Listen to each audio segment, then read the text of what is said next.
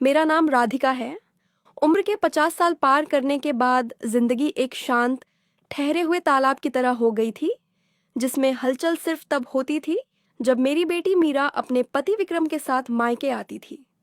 पति के देहांत के बाद इस बड़े से घर की दीवारें मुझसे बातें करती थीं और मेरी साथी थीं। मेरी पुरानी किताबें और एक डायरी, जिसमें कभी कभी मैं अपने अनकहे जज्बात लिख लिया करती थी। मीरा की शादी को 3 साल हो गए थे। उसका पति विक्रम एक लेखक था, शांत स्वभाव, लेकिन उसकी आंखों में एक ऐसी गहराई थी जैसे वो सिर्फ देख नहीं रहा बल्कि आपको पढ़ रहा हो। वो जब भी घर आता एक अजीब सा सुकून साथ लाता। वो बहुत कम बोलता था, लेकिन जो कहता था उसमें वजन होता था। मैं खुद को बार बार याद दिलाती थी कि वो मेरी बेटी का सुहाग है, मेरा दामाद है, लेकिन मेरा मन हर बार इस रिश्ते की मर्यादा को भूलकर उसकी शख्सियत के इर्द गिर्द एक अदृश्य धागा बुनने लगता था। उस दिन भी मीरा और विक्रम आए हुए थे। दोपहर का समय था, घर के बाकी लोग आराम कर रहे थे। मैं बरामदे में अपनी पुरानी सिलाई मशीन पर एक कुर्ता सिल रही थी। धूप हल्की थी और हवा में फूलों की महक घुली हुई थी। अचानक मशीन का धागा उलझ गया। मैंने कई बार कोशिश की। सुई से उसे निकालने की जद्दोजहद में मेरी उंगलियां थक गईं और झुंझलाहट चेहरे पर साफ झलकने लगी। तभी विक्रम कहीं से आया और मुझे इस तरह परेशान देखकर मेरे पास आकर रुक गया। क्या हुआ माँ? आप बहुत परेशान लग रही हैं। उसकी आवाज़ में जेन्युइन चिंता थी। कुछ नहीं बेटा, ये धागा ही बहुत बुरी तरह उलझ गया है। लगता है मशीन पुरानी हो गई है। मैंने एक झूठी मुस्कान के साथ कहा। लाइए, मैं कोशिश करता हूँ। ये कहकर वो मेरे पास ही ज़मीन पर बैठ गया। उसका इस तरह बेझिझक बैठ जाना मुझे थोड़ा असहज कर गया। उसने मशीन के उलझे हुए धागे को अपनी लंबी सधी हुई उंगलियों में लिया। मैं देखती रही। वो किसी कलाकार की तरह बड़ी नज़ाकत से एक एक धागे को अलग कर रहा था। इस कोशिश में उसकी उंगलियों का पिछला हिस्सा बार बार मेरे हाथों से छू रहा था। हर स्पर्श मेरे अंदर एक हल्की सी सिहरन पैदा कर रहा था, जैसे किसी ने शांत पानी में एक छोटा सा पत्थर फेंक दिया हो। आपकी आंखें थक गई होंगी माँ, आपको इतना तनाव नहीं लेना चाहिए, उसने नजरें धागे पर टिकाए हुए ही कहा। उसकी आवाज़ इतनी नरम थी कि मेरा दिल जोर जोर से धड़कने लगा। मैंने जल्दी से अपनी नजरें उसके हाथों से हटा लीं। धागा सुलझ चुका था। हो गया। वो मुस्कुराया। उसकी मुस्कान में एक अजीब सा सुकून था। शाम को मौसम ने अचानक करवट ली। आसमान में काले बादल घिर आए और तेज हवा चलने लगी। देखते ही देखते बिजली चली गई और पूरे घर में अंधेरा छा गया। मीरा बच्चों को संभालने में लग गई। मैं मोमबत्ती ढूंढने के लिए रसोई की तरफ बढ़ी ही थी कि विक्रम एक जलती हुई मोमबत्ती लेकर मेरे सामने आ गया। उसकी परछाई दीवार पर किसी विशाल चित्र की तरह लग रही थी। माँ, आप यहीं बैठिए, मैं बाकी इंतजाम करता हूँ, उसने कहा और मोमबत्ती को पास की मेज पर रख दिया। उस पीली कांपती हुई रोशनी में उसका चेहरा और भी रहस्यमय लग रहा था। हम दोनों बरामदे में रखी कुर्सियों पर बैठ गए। बाहर बारिश शुरू हो चुकी थी और हवा के झोंके पानी की ठंडी बूंदें अंदर फेंक रहे थे। आपको बारिश पसंद है माँ? उसने खामोशी को तोड़ते हुए पूछा। हाँ, बहुत। पहले घंटों भीगा करती थी। मैं अपने अतीत में खो गई। तो अब क्यों नहीं? उसके सवाल में एक मासूमियत थी। अब उम्र वो नहीं रही बेटा। और फिर अकेले भीगने में वो मज़ा कहाँ? मेरे मुंह से अनायास ही निकल गया। अकेलापन कभी कभी हमें खुद से मिलाता है, वो बोला। जैसे ये अंधेरा, ये हमें उन चीज़ों को महसूस करने का मौका देता है जो दिन की तेज रोशनी में कहीं खो जाती हैं। उसकी बातें किसी कविता की तरह थीं, जो सीधे दिल में उतर रही थी।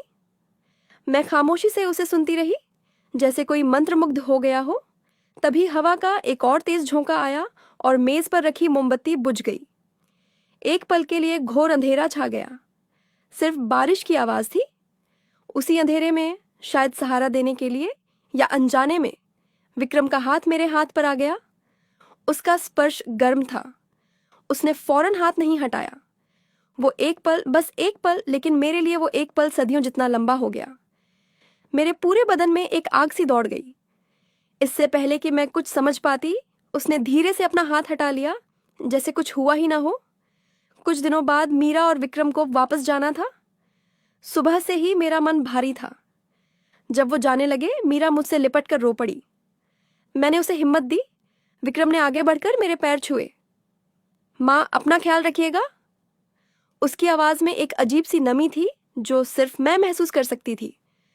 सब गाड़ी में बैठ गए, लेकिन जाने से पहले विक्रम ने शीशा नीचे किया और मेरी तरफ देखकर धीरे से कहा, और हाँ, अपनी डायरी को अकेला मत छोड़िएगा।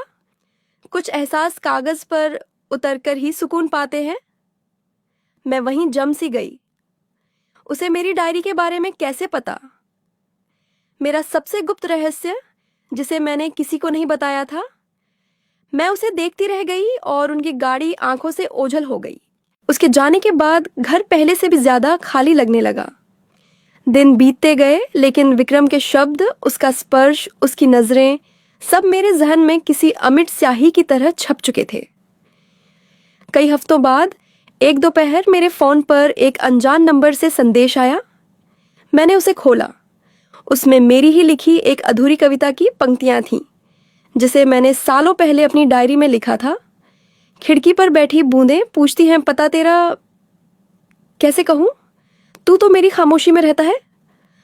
और इन पंक्तियों के नीचे लिखा था, इस खामोशी को आवाज़ दीजिए माँ, कुछ एहसास अंधेरे में ही बेहतर महसूस होते हैं, है ना? मेरे हाथ कांपने लगे।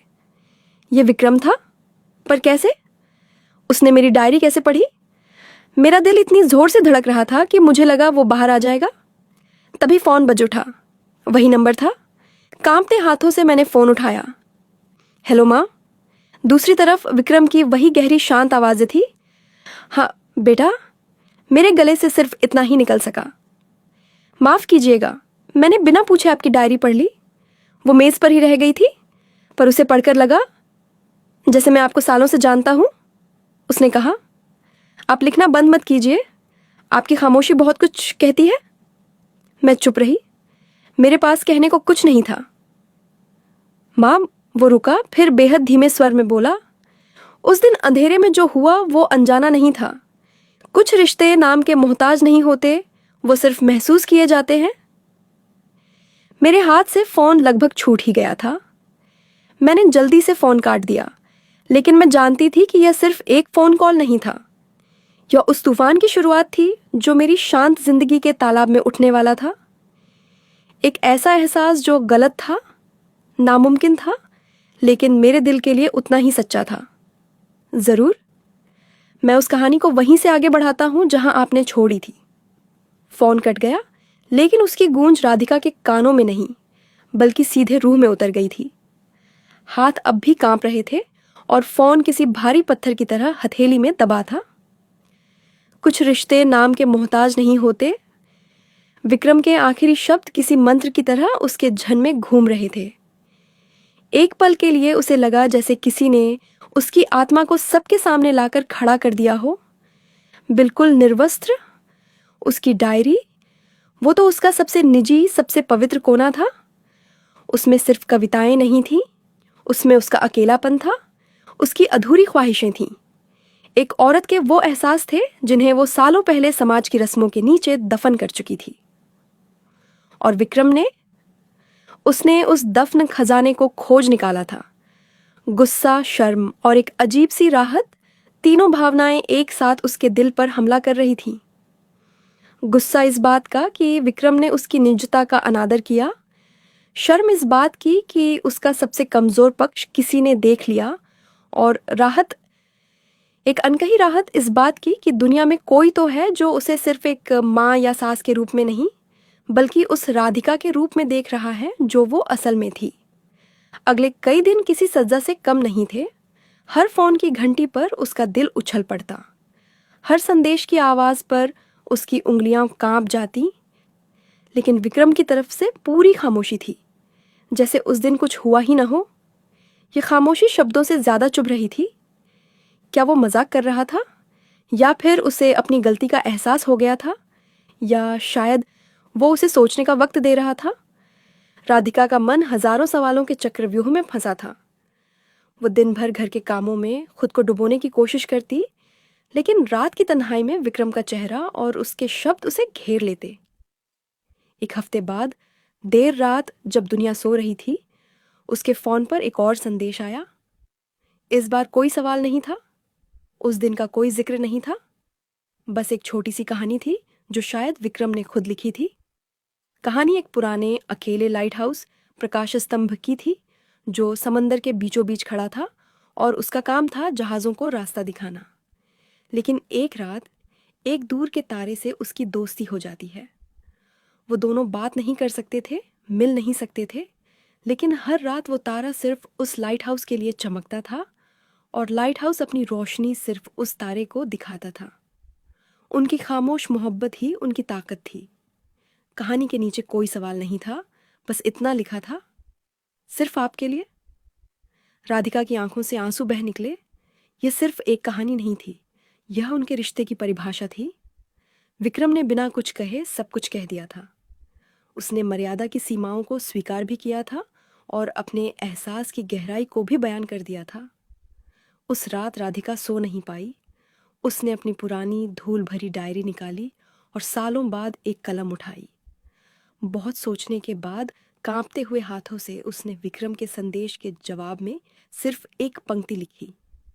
कुछ कहानियां पूरी होने के लिए नहीं, सिर्फ महसूस करने के लिए होती हैं। यह एक स्वीकारोक्ति थी, एक मौन सहमति थी उस अनकहे रिश्ते के लिए। इसके बाद दोनों के बीच शब्दों का एक नया पुल बन गया।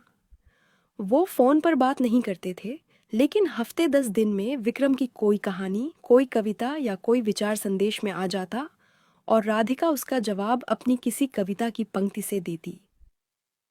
यह उनकी अपनी गुप्त भाषा थी, एक ऐसी दुनिया जिसे उन दोनों के सिवा कोई नहीं समझ सकता था। तभी एक दिन मीरा का फ़ोन आया। उसकी आवाज़ में उत्साह था।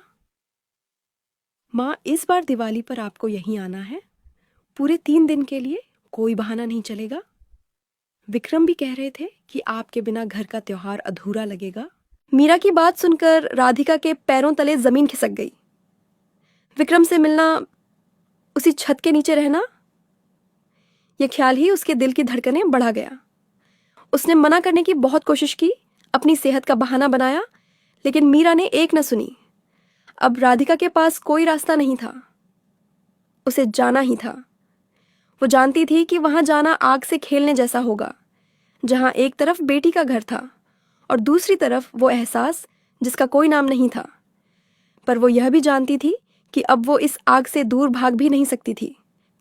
उसे उस तारे का सामना करना था जिसके लिए उसका दिल अब एक लाइट हाउस बन चुका था।